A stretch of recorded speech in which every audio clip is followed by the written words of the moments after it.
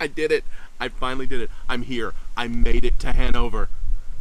I'm staying in this picture perfect house with this incredibly loving family that has opened up their home for me to stay for a few days.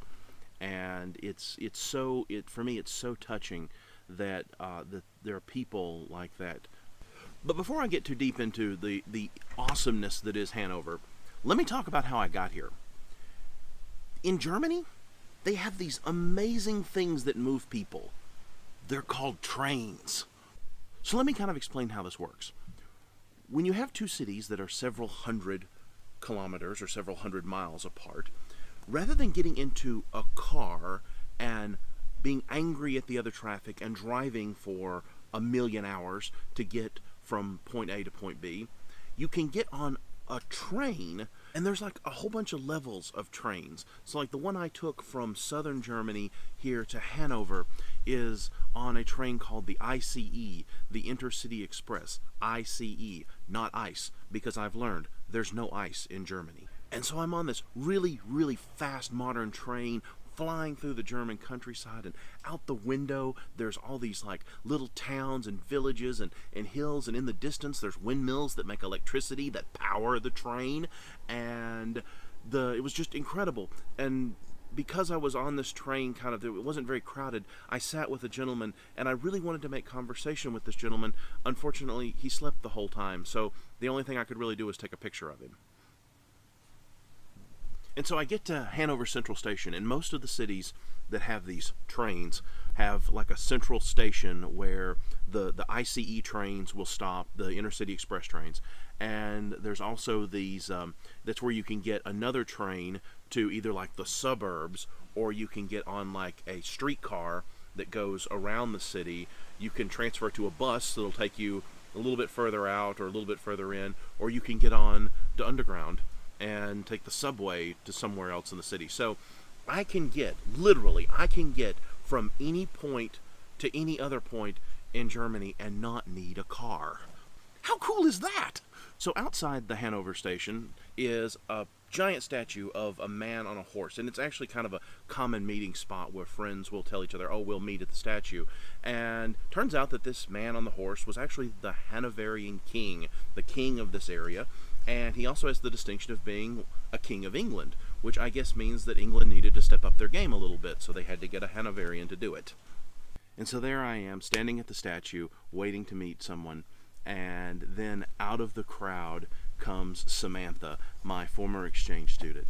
And I just have to say, it never ceases to amaze me how wonderful it is to see a face from your past in a place you have never been. So Hanover proper has a really dense urban core, but it's surrounded by green space. In fact, it's over 50% of the city is green, with trees and grass and parks and just like lakes and other places where people can go to relax inside of the city. There are two buildings that are called City Hall. There is the old City Hall and the new City Hall. The new City Hall was built in the 17th century.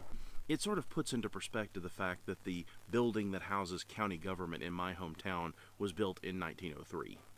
Hanover, like a lot of towns and cities here, have this little model of their city where you can come and look at it, and it's just like a layout of the town with little buildings and streets. And in the new City Hall, Hanover has 4 of these city models. The first one is a model of what the town looked like in just the 17th, 16th century as a medieval sort of fortress. The second model is the modern city of Hanover, very recent. It's got the tall buildings, the wide streets.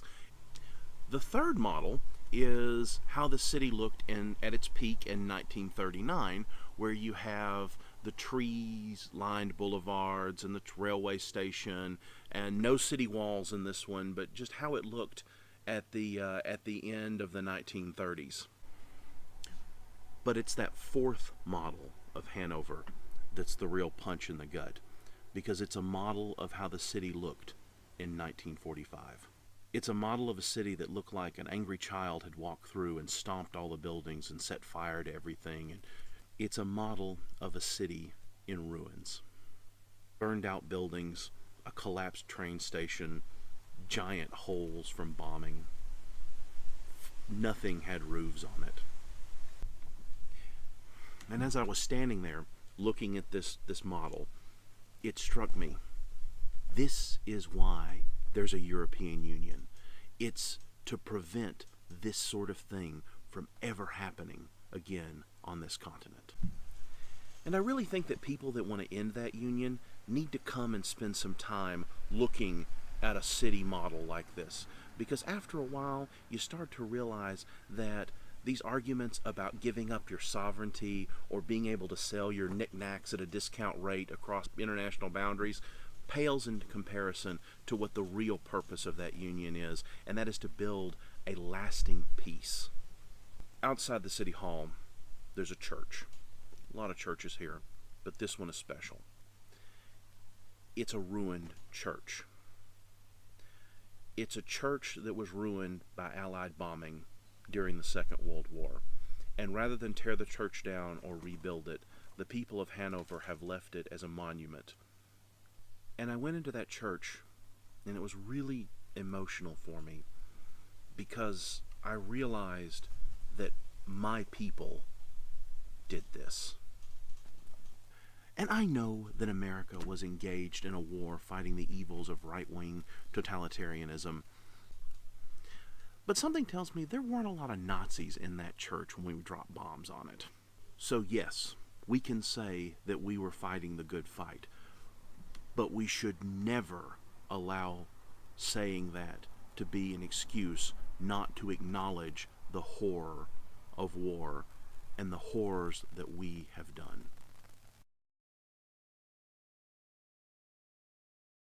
One of the really cool things about Hanover are all the nanas. Alle Macht des Nanas! Nanas are these statues created by the French artist Nicky, and it's sort of in the style of 1960s pop art. And they're sculptures of these women that are sort of voluptuous and erotic and have these accentuated sexual traits. But then there's also this sort of combination of like a nurturing, caring woman. And there's one of these statues in the flea market, and so I decided to get my picture taken with it, and it looks really cool. But looking at it, I sort of realized I'm standing in between her butt cheeks. But to keep her ending on a downer note, I get to have German barbecue tonight, and that's awesome. Oh.